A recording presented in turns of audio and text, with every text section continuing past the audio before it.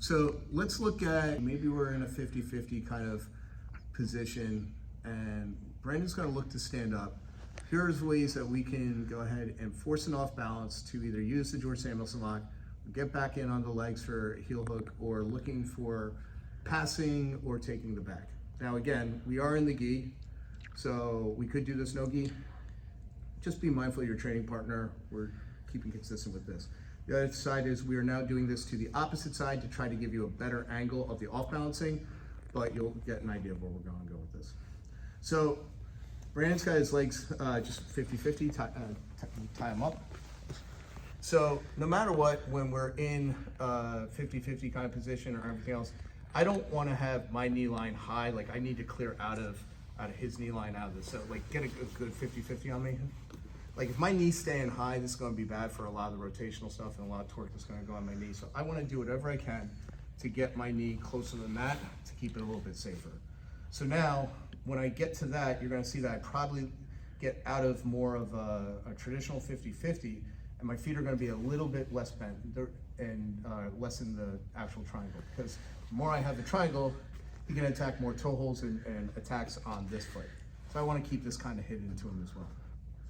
Brandon wants to maybe maintain a grip, and he's going to use this to go ahead and stand up and create base. So he goes ahead and technical lifts.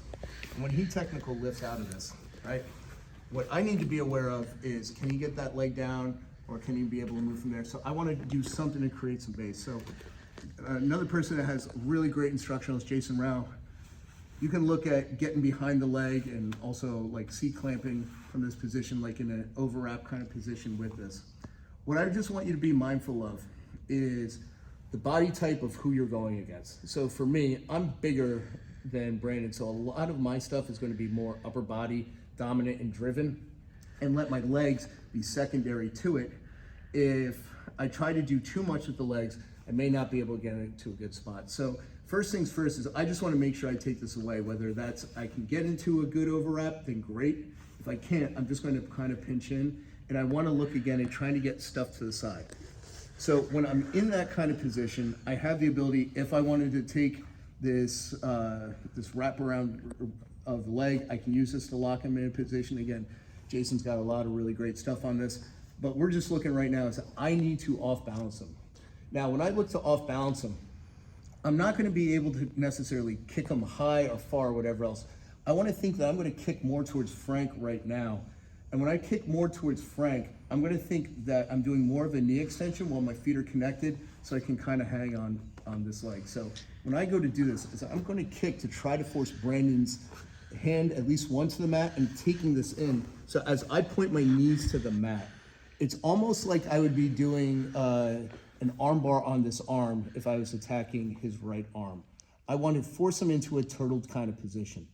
You'll see that his left hand's down on the mat, and I'm keeping this just kind of pinned to the side, so that the more that I'm able to turn belly down, it forces him to now, if he tries to come back in towards me, try to turn back towards me, all my weight and my feet are hooked against him, so he can't really move.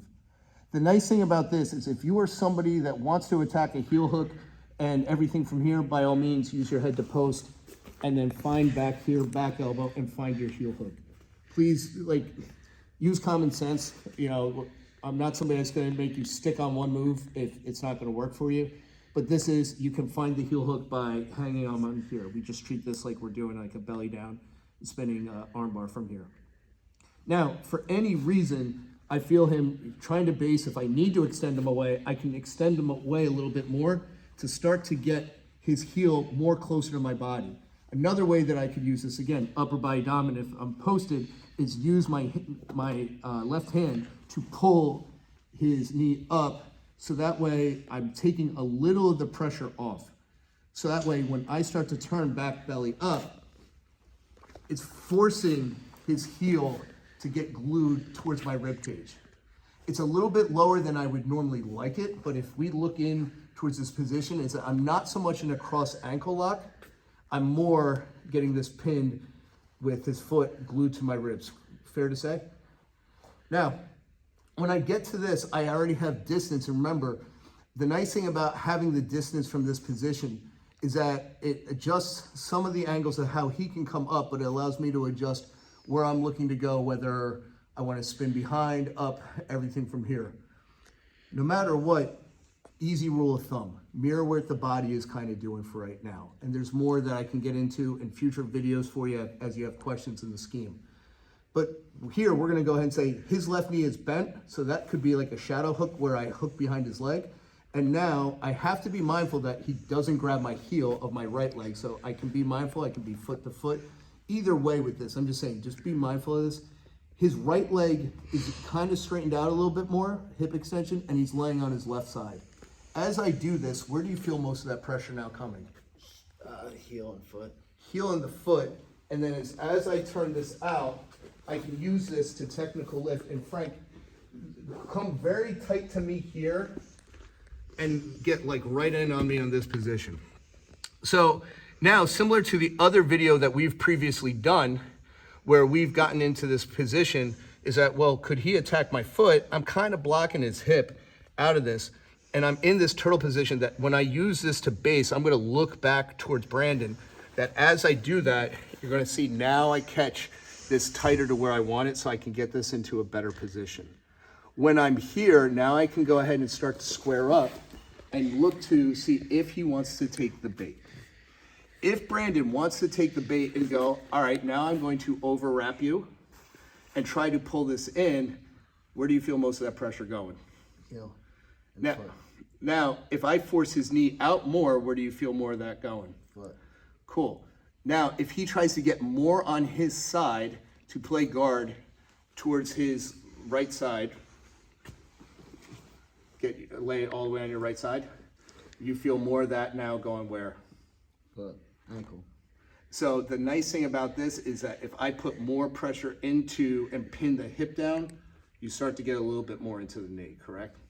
So the thing with this then is I could use this to go ahead and stand to pass, or I'm not necessarily worried so much about, well, he's going to invert or try to shoot this leg through to go 50-50 or invert on me now, because if he tries to shoot this leg through, really has got no juice to it because the heel is glued to me. For him being smaller than bigger, then you could also look at, well, what if he wants to expose my heel by spinning to the outside? Now, what we mean by spinning to the outside is Brandon's going to take his left leg and try to weave this through to a pseudo X-guardish position. He's going to end up laying on his left side. Okay, now, great job, because he could look at getting into this position, or he could, from that position, if he can clear this foot off of me, he could start looking at going backside 50-50 if he were controlling this leg. He wasn't controlling this leg at this point, so there would be no backside 50-50. Just be aware that there could be some positionings with this. Come back one more time, Brandon. So he's going to spin through, and as I see him go to spin through to get this leg long, go ahead, I stand up, and now I start to just use that to go ahead and pass, because if he tries to off-balance me again, he's got nothing. If I crank this up, I get the tap, or now I can pass and be able to secure out that position. So again, here's a way that you can now use this, whether you're in a 50-50 or an outside ashi position, to spin to the inside. If you have the ability to attack a heel hook, take the heel hook. If it's, it's just staring right at you, take it. But if you really want to tie some of these concepts that you would get for spinning through for an arm bar, well, now you could do the same thing to the lower part of the leg, get back into that George Samuelson lock and bring him back the other side. If he messes up, he'll expose his foot, ankle, or knee, or allow you to pass to get your points or come to a top spot, or ultimately take his back.